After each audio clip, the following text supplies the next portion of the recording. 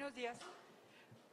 Bienvenidos todos. Nos corresponde dentro del programa de las sesiones interhospitalarias que tenemos realizando desde hace más de 10 años a Centro Médico Nacional Siglo XXI el tema de asma severa refractaria. Lo presentará el doctor Edgar Antonio Román Rizo. Él es nuestro residente de segundo año y coordinador de residentes. Lo dejo con ustedes. Buen día.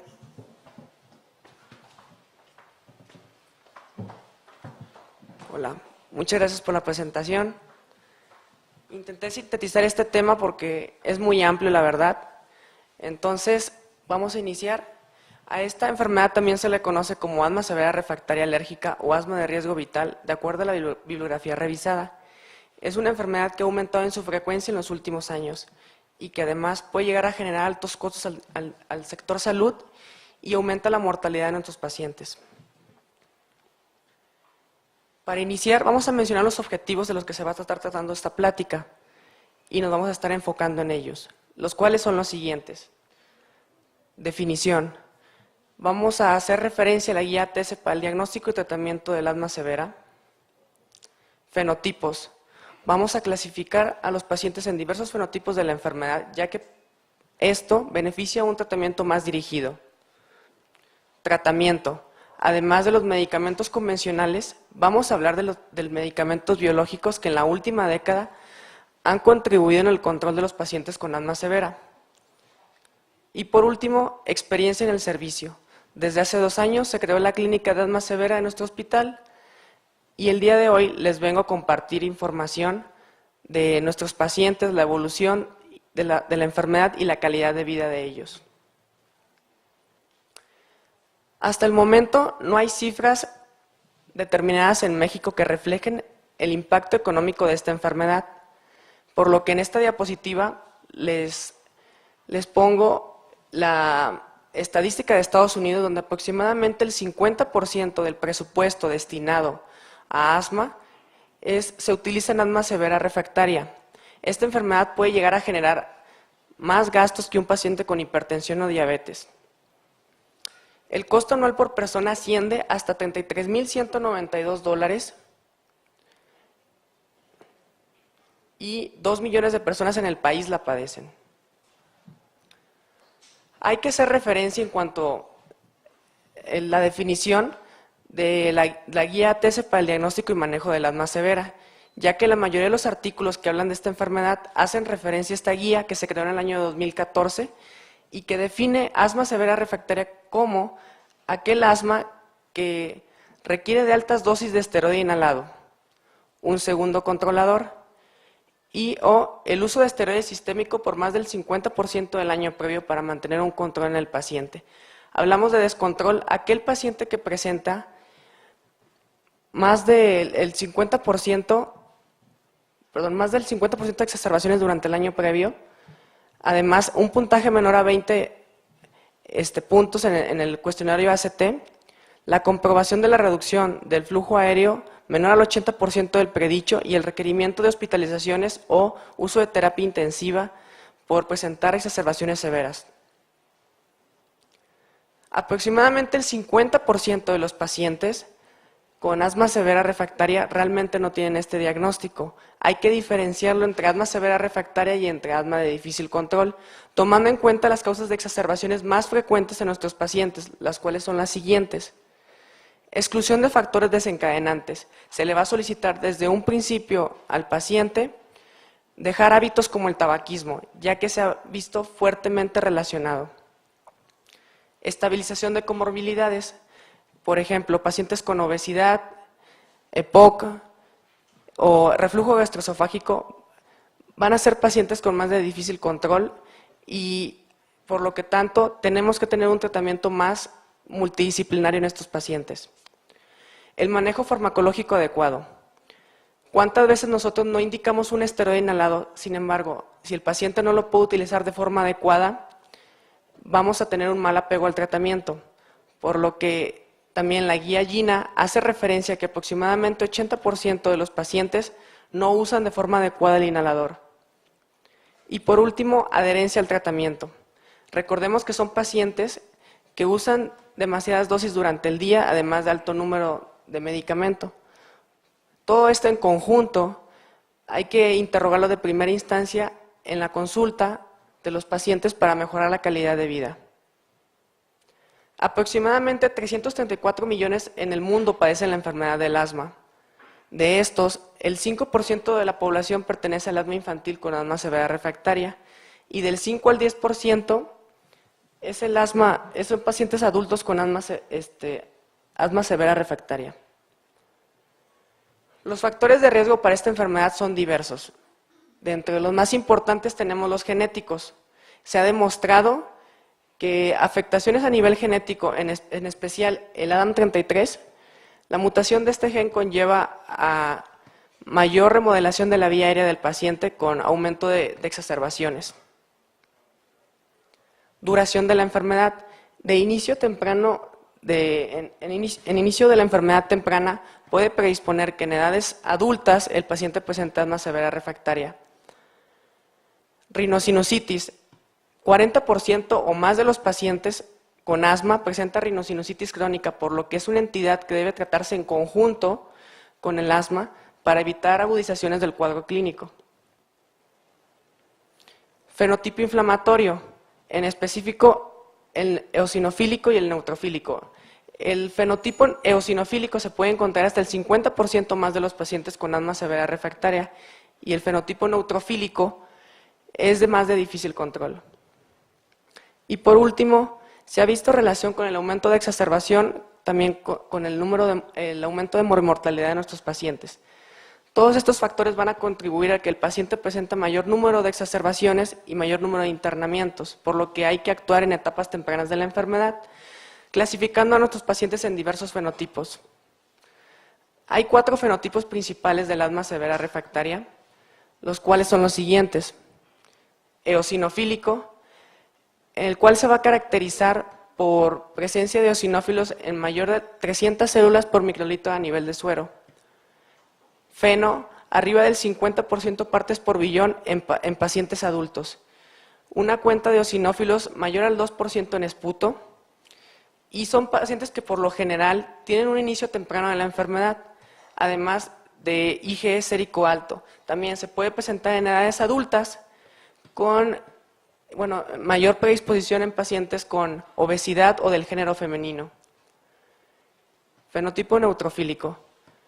Este se va a caracterizar por presentar del 40 al 60% de neutrófilos en esputo.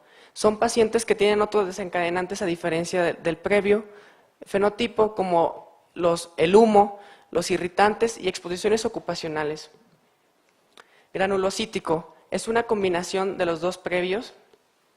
Y pausgranulocítico, que también es llamado no inflamatorio y que se caracteriza por presentar hiperplasia del músculo liso y remodelación de la vía aérea en los pacientes. Clasificando a los pacientes en los fenotipos de la enfermedad, podemos orientar hacia un tratamiento más específico y poder actuar en etapas tempranas.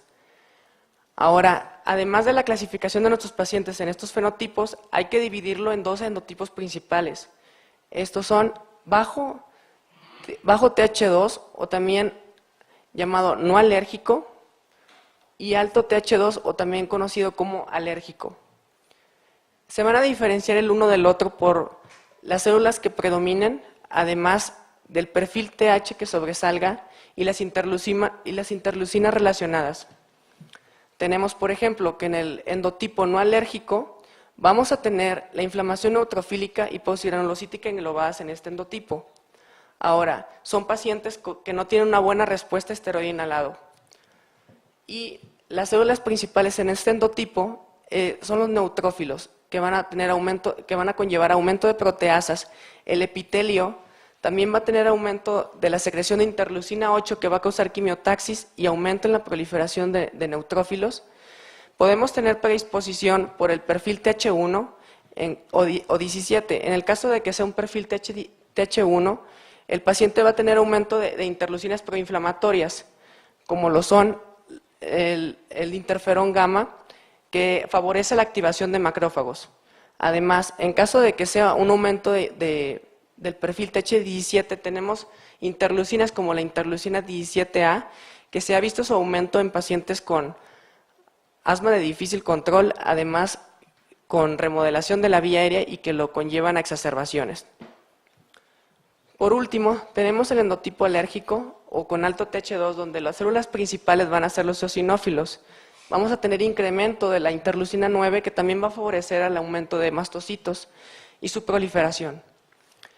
El epitelio va a secretar linfopoyetina estromal tímica, que tiene un papel importante en el cambio hacia el perfil TH2 de las células TNAB. Interleucinas de este perfil van a ser la interleucina 4, la interleucina 5 y la interleucina 13. La interleucina 4 y 13 se va a ver relacionado con el cambio de isotipo hacia un isotipo IgE. La interleucina 5 va a favorecer la proliferación, maduración y perpetuación de los eosinófilos. Y las células innatas tipo 2 van a secretar interleucina 13, que va a favorecer a la hipersecreción de moco a nivel de la vía aérea. Como apoyo diagnóstico tenemos a los biomarcadores. De entre los más importantes destacan los eosinófilos séricos y en esputo. La peroxidasa eosinofílica en esputo, que se correlaciona con la actividad de la enfermedad. Y bueno, la fracción también de óxido nítrico exhalado, que en valores arriba de 35 en pacientes pediátricos y arriba de 50 en pacientes adultos, va a reflejar un tipo de inflamación eosinofílica y nos va a destacar qué pacientes van a presentar una buena respuesta a esteroide inhalado. La periostina sérica, que es producida principalmente por células epiteliales y fibroblastos, que se va a ver incrementada en pacientes con altos niveles de interleucina 13. Además, la IgE sérica total, que es asociada a sensibilización alérgica. La mayoría de estos biomarcadores no se van a encontrar en todos los centros hospitalarios, pero sin embargo tenemos los eosinófilos séricos y en esputo y la IgE sérica total, que se encuentran más al alcance de nosotros y que podemos orientarnos de esta forma a un perfil TH2. El tratamiento farmacológico se va a dividir en dos grandes rubros: los medicamentos convencionales y la terapia biológica.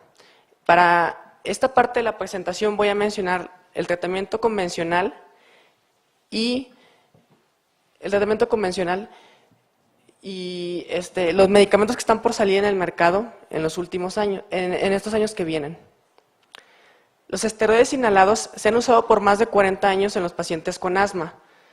Las guías GINA y GEMA hacen referencia a dosis altas de estos medicamentos. Sin embargo, sobrepasar estas dosis no garantiza y no permite un mejor control en el paciente con asma. Al contrario, se asocian mayores efectos adversos, como los que son la detención del crecimiento en pacientes pediátricos, la desmineralización ósea en pacientes adultos, además de hiperglicemia o hipertensión. Los beta-2 agonistas son medicamentos que pertenecen al grupo de los broncodilatadores. Tenemos actualmente en el mercado medicamentos como el indacaterol o el bilanterol, que son medicamentos ultralava que van a tener la facilidad de aplicarse una vez al día y van a favorecer el apego al tratamiento de los pacientes. Por lo mismo que no se ha observado la seguridad a largo plazo de los beta-2 agonistas, ha llevado a la creación de nuevos medicamentos como los activadores de canales de potasio y el péptido intestinal vasoactivo, que hasta el momento no se ha observado un beneficio en los pacientes con asma. Han presentado más efecto vasodilatador que broncodilatador. El tiotropio es un medicamento que pertenece al grupo de muscarínicos de larga acción. Fue recientemente aprobado en el año 2016 para el tratamiento del asma y se encuentra en los pasos 4 y 5 del GINA.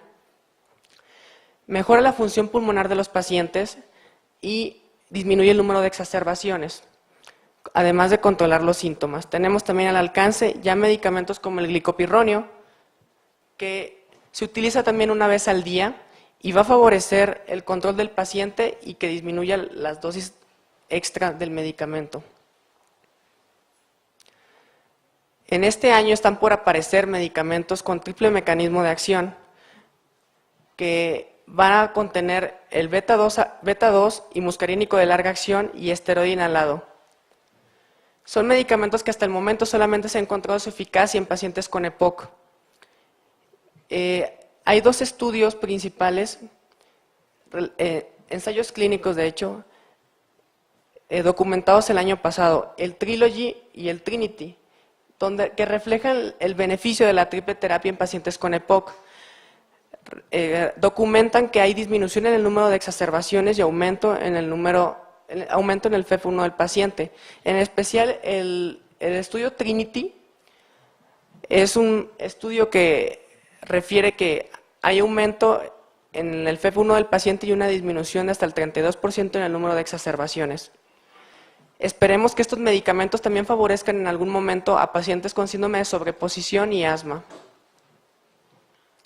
Los macrólidos son fármacos que se pueden utilizar en el tipo de asma no alérgica, pero su nivel de evidencia es D, por lo que no están del todo recomendados. Actualmente, las guías ATS no lo recomiendan por su probable resistencia bacteriana, susceptibilidad a ototoxicidad y además aumento en el intervalo QT del paciente. Pueden ser indicados en pacientes con un infiltrado neutrofílico. Por otro lado, los inmunosupresores no están recomendados actualmente en el tratamiento del paciente con asma, por sus efectos adversos sistémicos vistos desde años previos. La terapia biológica ha llevado a revolucionar el tratamiento de los pacientes con asma severa, ya que tienen un mecanismo de acción más directo a nivel de la vía TH2 de los pacientes. El primer medicamento que voy a mencionar es omalizumab, que tiene un mecanismo de acción hacia el receptor de alta afinidad de IgE en mastocitos y eosinófilos. Fue aprobado desde el año 2003 por la FDA. Se ha documentado que disminuye el número de la dosis de esteroide inhalado, y exacerbaciones hasta un 40%. Es aprobado tanto por la COFEPRIS y por la FDA y su indicación es para el asma alérgica. También pueden tener otros efectos adversos como la anafilaxia hasta el 0.01% de los pacientes. Tenemos otros medicamentos como el quilizumab y el igelizumab, que son otros medicamentos anti-IgE que están por aparecer en el mercado. En particular, el quilizumab va a tener un efecto mayor a nivel del receptor de alta afinidad y el igelizumab va a tener afinidad por el 40% más de la IgE sérica a diferencia del omalizumab. Mepolizumab es un medicamento anti-interleucina 5 que ha documentado disminución en el número de exacerbaciones desde un 40 a un 60%. Disminuye la dosis de esteroide sistémico y, a diferencia del omalizumab, disminuye también la cantidad de eosinófilos por su mecanismo de acción. Está indicado para asma eosinofílica y se encuentra actualmente en paso 5 de la guía GINA. No está aprobado por la COFEPRIS, pero sin embargo sí por la FDA. Y hay otros medicamentos como el realizumab, que va a tener el inconveniente de aplicarse de manera intravenosa. El benralizumab va a tener un mecanismo de acción más dirigido hacia el receptor de interleucina 5, por lo que va a causar citotoxicidad mediada por anticuerpos y va a presentar una reducción más marcada de los eosinófilos a diferencia del mepolizumab. Lebrikizumab es un medicamento antiinterleucina 13 que está documentado que va a disminuir el número de exacerbaciones hasta un 60%. También disminuye el FeNO y aumenta el FEV1 de los pacientes. Su indicación hasta el momento es en el asma alérgica. Sin embargo, no se encuentra aprobado ni por la COFEPRIS ni por la FDA. Se encuentra en fase 3 de investigación y su beneficio se va a observar más en pacientes con un biomarcador de periostina elevado. También otro medicamento antiinterleucina 13 es el tralokinumab, que está por aprobarse. Dupilumab es un anticuerpo monoclonal que tiene efecto a nivel del receptor, al nivel de la subunidad alfa del receptor de interleucina 4 y 13. Va a tener efecto de esta forma en estas dos interleucinas, lo que va a favorecer a disminuir el número de exacerbaciones hasta un 80%. Hasta el momento solamente se encuentra aprobado por la FDA para dermatitis atópica. Esperemos que a finales de este año también en México. Sin embargo, todavía no se encuentra aprobado para asma alérgica. Tenemos otras terapias antiinflamatorias que se pueden ofrecer en el paciente con asma de difícil control. Estos son el antirreceptor quimioatrayente de células Th2, o también nombre comercial es fevipiprant, que está en fase 3 de investigación y va a favorecer en disminuir el número de exacerbaciones en los pacientes. Otro medicamento, el antiinterleucina 17A, brodalumab, que está en fase 2 de investigación, va a aumentar el FEV1 de los pacientes hasta un 20% postbroncodilatador. El antifactor de necrosis tumoral alfa, una citocina proinflamatoria. El medicamento va a ser llamado golimumab y se encuentra en fase 2 de investigación, pero hasta el momento no se ha encontrado beneficio en pacientes con asma. Ha predispuesto a que los pacientes presenten mayor número de infecciones y malignidad. Y por último, la antilinfopoyetina estromal tímica es una alarmina que tiene un papel importante en el cambio es el perfil Th2 por la célula TNAB, que se va a encontrar en fase 2 de investigación hasta el momento y aumenta el FEV1 de los pacientes. Aquí en manera de resumen les muestro los medicamentos que ya comenté y su mecanismo de acción exacto a nivel del perfil Th2. Tenemos entonces el omalizumab, va a tener un efecto a nivel de receptor de alta afinidad de eosinófilos y mastocitos, bloqueando la acción de la IgE. El mepolizumab, un medicamento de interleucina 5, va a disminuir la proliferación, maduración y perpetuación de los eosinófilos. Dupilumab va a tener efecto a nivel de la subunidad alfa de la interleucina 4 y 13.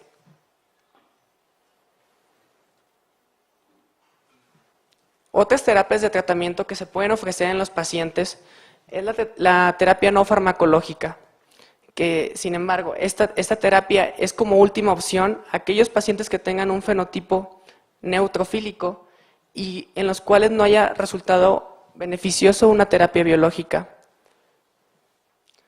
La termoplastía fue aprobada por la FDA en el año 2010. Tiene un nivel de evidencia B y va a consistir en que el paciente va a acudir a consultas donde se va a aplicar calor a nivel de la vía aérea en bronquios de 3 a 8 milímetros. Va a disminuir el grosor del músculo liso que se encuentra a nivel de la vía aérea, favoreciendo la función pulmonar del paciente. Sin embargo, va a tener el inconveniente de que va a presentar exacerbaciones durante el periodo de tratamiento. Se ha documentado que mejora la calidad de vida en estudios prospectivos y reduce el número de exacerbaciones. Además, el riesgo de neumomediastino es alto, puede perforar la vía aérea o lacerarla.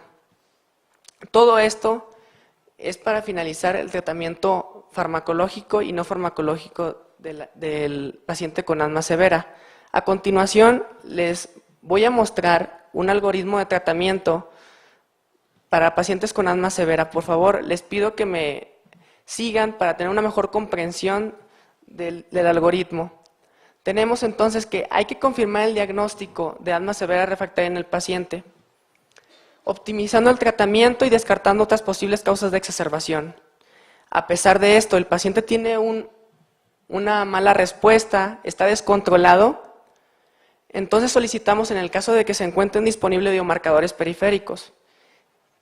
Junto con la clínica del paciente y los biomarcadores, si nos hacen referencia a un perfil de inflamación tipo Th2, con las exacerbaciones presentadas en el año previo, va a serlo candidato a terapia biológica específica. En caso de que no contemos con los biomarcadores, vamos a solicitarle una muestra de esputo, en donde si presenta una cuenta mayor a 2% de los eosinófilos, también va a hacer referencia a un tipo de inflamación Th2, por lo que el tratamiento va a ser exactamente igual al previamente comentado. En caso de encontrarnos un infiltrado mixto o granulocítico, tenemos que a los pacientes se le va a dar tratamiento con macrólidos en un periodo de 3 a 6 meses. Si no tienen mejoría, vamos a detenernos e iniciar terapia biológica. En caso de encontrar eosinófilos bajos, va a hacer referencia a un perfil no TH2, entonces tenemos que valorar otro tipo de diagnósticos diferenciales en los pacientes. Y por último, si no contamos con biomarcadores o hacen referencia a una posible inflamación de tipo no TH2 y no hay una muestra de esputo disponible, vamos a englobar al paciente en un fenotipo neutrofílico, donde se le va a dar tratamiento también con macrólidos, aunque su uso es controversial, pero tienen efecto antiinflamatorio. Como mencioné al inicio de la plática, desde hace 2 años se creó la clínica de asma severa refractaria en el hospital. A nosotros nos refieren pacientes del sur de la ciudad y de otros estados de la República, donde antes de iniciar tratamiento farmacológico con estos pacientes de tipo biológico, tenemos que solicitar una serie de requisitos que el instituto nos pide, los cuales son los siguientes: 3 espirometrías seriadas, pruebas cutáneas aeroalergenos y IgE sérica total. Ya con todo esto el paciente puede iniciar terapia biológica. Nosotros tenemos experiencia con omalizumab. La clínica se compone de 34 pacientes, pero para fines de esta plática les pongo aquí 30 pacientes que ellos cumplen el tiempo promedio con omalizumab de 14 meses. Cuentan con una edad promedio de 44 años y en su mayoría son del género femenino, hasta un 67%. Los pacientes van a acudir a la unidad de terapias avanzadas y la aplicación del medicamento se va a basar la dosis en cuanto al peso del paciente y la IgE sérica. Nosotros aplicamos medicamento hasta 600 miligramos de dosis, entonces en la mayoría de nuestros pacientes. El paciente va a acudir a la unidad de terapias avanzadas, se le va a dar una consulta, se va a revisar y si el paciente está en condiciones se aplica el medicamento en vía subcutánea.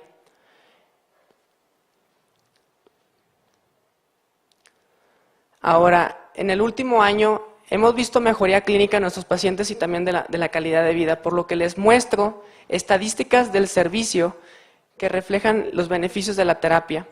Tenemos una disminución importante, como pueden ver, del uso de microgramos de esteroide al día por parte del paciente. Tuvimos un descenso de 1.700 microgramos que utilizaban los pacientes a 1.300. En cuanto a las visitas mensuales a urgencias, disminuyen significativamente hasta desaparecer. Los pacientes actualmente presentan mejoría de la sintomatología, por lo que no necesitan acudir a urgencias. El uso de medicamentos de rescate como el salbutamol y el Conviven han disminuido drásticamente, aunque no han desaparecido del todo, pero para los pacientes es de gran beneficio utilizarlo solamente 2 veces al día. Y en el puntaje del cuestionario ACT hemos tenido un incremento de 16 puntos que presentábamos antes del uso del medicamento, al promedio presentar 20 puntos, con lo que hace referencia a un buen control de la enfermedad. Por otra parte, los síntomas diurnos disminuyeron a solamente 2 por semana y los síntomas nocturnos, los pacientes actualmente refieren una mejor calidad de sueño y niegan despertares nocturnos. El número de exacerbaciones disminuyó a 2 por mes debido a la mejoría clínica del paciente. Las hospitalizaciones previo al uso de omalizumab se encontraban en su mayoría a mayor de 3 veces o por lo menos una vez en la mayoría de los pacientes al año. Actualmente, en el último año, no han necesitado acudir a urgencias y posteriormente hospitalizarse, ya que presentan mejoría de los síntomas. Y es muy importante destacar que no hemos observado efectos adversos significativos o severos en la aplicación del omalizumab, ya que, como recordaremos, en la bibliografía reportan hasta un 0.01% de pacientes que pueden tener anafilaxia. Solamente se documentan efectos adversos locales como dolor en el sitio de aplicación del medicamento. Ahora, como conclusiones de esta plática, tenemos las siguientes. Número 1, el tratamiento es dirigido hacia los pacientes por su fenotipo y endotipo. Número 2, la terapia biológica es el tratamiento recomendado para pacientes con un endotipo con alto TH2. Número 3, el omalizumab se indica como último tratamiento en pacientes con asma alérgica. Y 4, el uso de omalizumab en pacientes con asma ha demostrado mejoría en la calidad de vida y permite disminuir la dosis de esteroide inhalado, además de disminuir también el número de exacerbaciones. Aquí dejo a su disposición mi correo electrónico en el caso que se les ofrezca la plática o necesiten información del tema. Muchas gracias.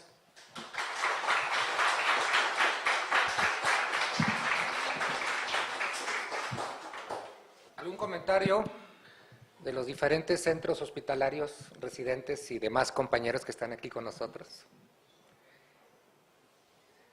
Bueno, creo que tienen algún comentario en relación a lo que normalmente hacemos aquí en relación a la presentación de los temas. Si algún centro hospitalario quisiera externar el comentario en relación a la temática de la plática, pues adelante.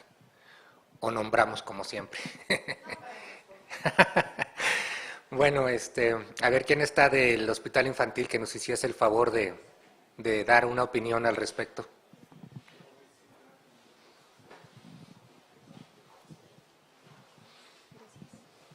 Buenos días. Primero Hola. que nada, felicitar al ponente por su plática. Y yo soy la doctora Cristian, residente de cuarto año del Hospital Infantil de México. Mi comentario va enfocado hacia la terapia. Busqué en un artículo del 2017 en cuanto a la termoplastia bronquial, menciona que como no es un tratamiento que se use como cotidianamente porque se debe realizar en centros especializados y por personal calificado, únicamente el 11% de los pacientes con este tipo de asma llega a necesitar este tratamiento. Y en el caso de niños, que pues es lo que a nosotros nos importaría, no hay datos suficientes que apoyen esta terapia.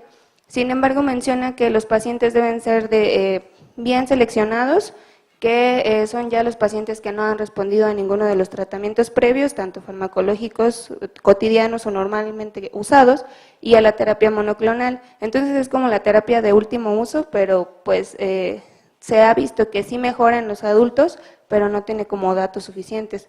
Sería bueno ver si aquí hay en algún centro lo realizan. Ese dato no lo encontré. Creo que hasta lo que habíamos investigado no, pero doctor Javier, creo que ustedes en su centro hospitalario iban a iniciar algún procedimiento en ese sentido de termoplastia bronquial. Sí, estamos buscando ahorita pacientes que sean susceptibles de la termoplastia bronquial. En adultos sobre todo, en sí. niños. En niños es muy difícil encontrar asma severa. Realmente la mayoría de los pacientes que encontramos con asma severa son adultos. Y en niños pues ni siquiera pensamos en termoplastía.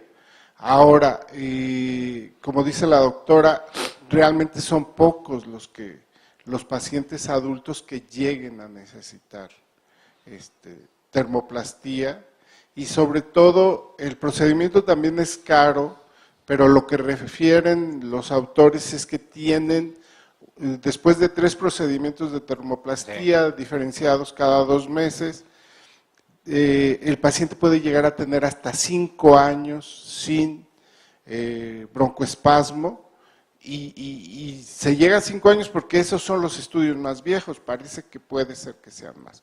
Entonces, al final de cuentas, el costo-beneficio es mayor. Aprovecho también para preguntarle al doctor de su estadística. Mencionaba que creo que el 67% eran mujeres, los de asma severa. Nosotros hemos encontrado también una proporción más o menos igual de asma severa, sobre todo en mujeres, y esto se correlaciona con la literatura en donde el asma después de la adolescencia ya se invierte la relación y es mucho más frecuente en mujeres. Y el asma severa es más frecuente en mujeres arriba de 40 a 45 años obesas. La mayoría de nuestros pacientes corresponden a este fenotipo. No sé ustedes qué tanto de su porcentaje de 67% sean obesas. Voy a permitirme contestar, ya que dirijo la clínica de asma severa en el hospital.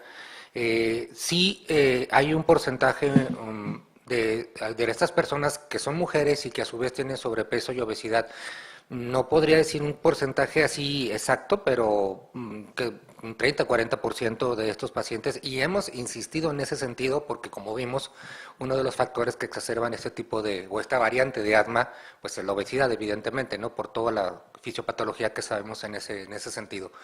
Pero sí, efectivamente hemos observado que de ese grupo de pacientes, como el 30-40%, están en esa problemática de sobrepeso y obesidad. Y sin embargo, a pesar de eso, con el tratamiento biológico han mostrado también una buena respuesta en el control de los síntomas. Perdón, una Adelante. última cosa. En el Congreso Nacional de Alergia, que se va a celebrar el 20 al 23 de junio, vamos a tener un taller de termoplastia bronquial. Sí. Entonces, ahí vamos a poder preguntarles a las personas que sí lo hacen en México, que es sobre todo el INER, creo que la defensa, y viene un doctor de León, Guanajuato, que lo está haciendo, cómo les va a los pacientes y cuáles son sus indicaciones. Ok, muchas gracias, doctor. ¿Alguien del Hospital 20 de Noviembre que pudiera dar su comentario, por favor? Hola, buenos días a todos. Bueno, César Alonso, residente de primer año de inmunología. Bueno, con respecto a dos puntos que se tocaron ahorita en los comentarios y en la plática sobre las comorbilidades que están asociadas al asma de difícil control, una de ellas, una de las principales prioridades de salud en nuestro país, la obesidad. Algunos estudios que estuvimos revisando, que se realizaron en 2017 en Países Bajos, muestran una proporción similar a lo que se comentaba, alrededor de un 60-68% de prevalencia en el sexo femenino, que eso es algo importante que hay que tomar en cuenta, también asociado al hábito tabáquico, que era algo muy importante que también se puede relacionar y asociar con el problema del difícil control del asma. Vaya.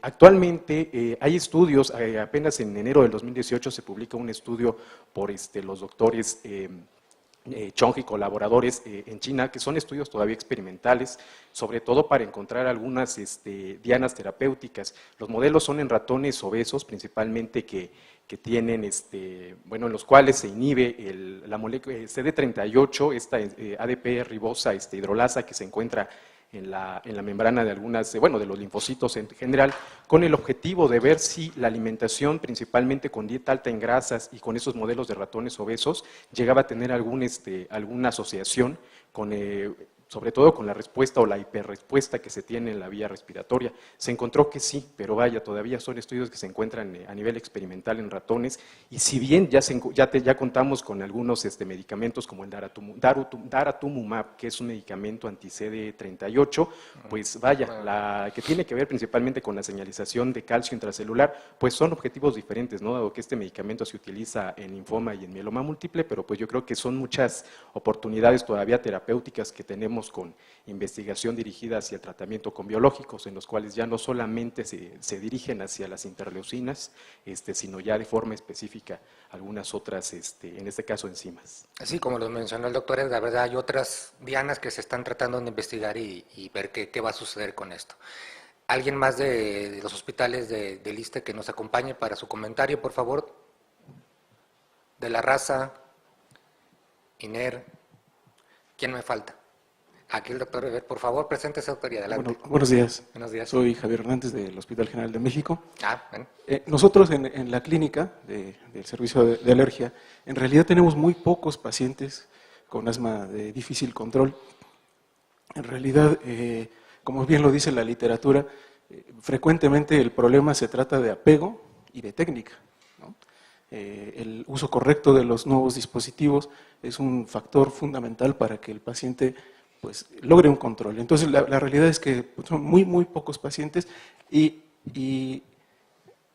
lo que sí nosotros hemos visto que en el solapamiento o en la sobreposición, por ejemplo, de pacientes, como decía el doctor, de pacientes que tienen tabaquismo, pacientes que cumplen criterios por espirometría de sobreposición, asma EPOC, esos son los pacientes que tienen más difícil control y que tienen más síntomas, que tienen más disnea, que no alcanzan una reversibilidad completa, que se quedan incluso obstructivos a pesar de tener criterios de reversibilidad, incluso de alta reversibilidad, 400 mililitros y 15%. Esos son los pacientes que nosotros hemos visto. Ahora, nosotros como alergólogos, pues tenemos una herramienta terapéutica muy eficaz, ¿no? Que es la inmunoterapia. La la tendencia actual es a ir con objetivos muy específicos, ¿no? de receptores, pero la realidad es que les va muy bien, a nosotros les va muy bien con la inmunoterapia. Yo diría que no le puedo decir no solamente de 2 pacientes que tenemos de asma de difícil control y más van en relación con la sobreposición asma-EPOC. Esos pacientes sí pierden mucho más BEF1, ¿no? Nosotros después de los 30 años debemos perder 50 mililitros. Los pacientes sí se pueden ir hasta 130 mililitros por año de pérdida, pero yo creo que con buen apego al tratamiento, con explicarles la técnica y la inmunoterapia, creo que les va muy, muy bien a nuestros pacientes. Afortunadamente que además es una herramienta que solamente nosotros tenemos. Evidentemente, los que se escapan de esos mecanismos que tú mencionas son los que de alguna manera van a llegar a este grupo de pacientes y es donde se tiene que implementar ya otro tipo de terapéuticas, pero sí estoy de acuerdo, son herramientas que se deben de revisar desde inicio, ¿no? Como lo comentó el doctor Dergar. Alguien que falte de darnos a conocer su comentario de los diferentes centros hospitalarios que nos acompañan. ¿Nadie más? ¿Algún otro comentario? ¿Algún aviso? La doctora Nora, doctora Blanca, por favor.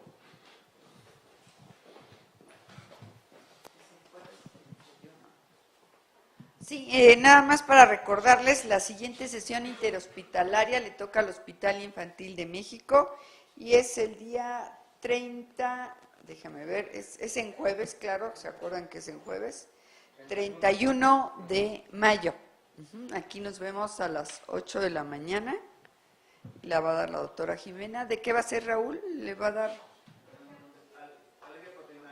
alergia a la proteína de la leche de vaca. Aquí nos vemos. Ok, pues sin más, agradecemos mucho la presencia de todos ustedes, pero antes el doctor Javier, nuestro presidente, tiene un comentario. Bienvenidos, y lo que quiero es promocionar el Congreso de Alergia. Ya todos ustedes se les invitó y tienen beca para asistir al Congreso del 20 al 23 de junio. Ya estamos prácticamente a un mes. Vamos a tener el curso del Congreso con más de 15 ponentes extranjeros invitados. Vamos a tener un curso especial, un curso internacional de alergia a alimentos y bioma, que nos va a dar 3 puntos del Consejo Mexicano de Pediatría. Vamos a tener un simposium de angioedema el día miércoles, el Congreso Nacional de Enfermeras en Alergia, también para que inviten a sus enfermeras, y el curso de padres y niños alérgicos que va a ser el sábado 23 de junio. Entonces, bueno, nos estamos preparando y yo espero que esto sea, pues, muy completo, sobre todo para que ustedes escojan qué es lo que quieren ver y qué es lo que quieren escuchar. Vienen gente que sabe mucho de asma bronquial, de asma severa y de otras muchas cosas. Alergia a alimentos le vamos a dar mucha importancia este año. Entonces, están todos invitados, por favor. Gracias, doctor, y gracias también a la industria farmacéutica que nos apoya. Ustedes de Farma Novartis pueden pasar, por favor, al desayuno, si son tan amables. Muchas gracias.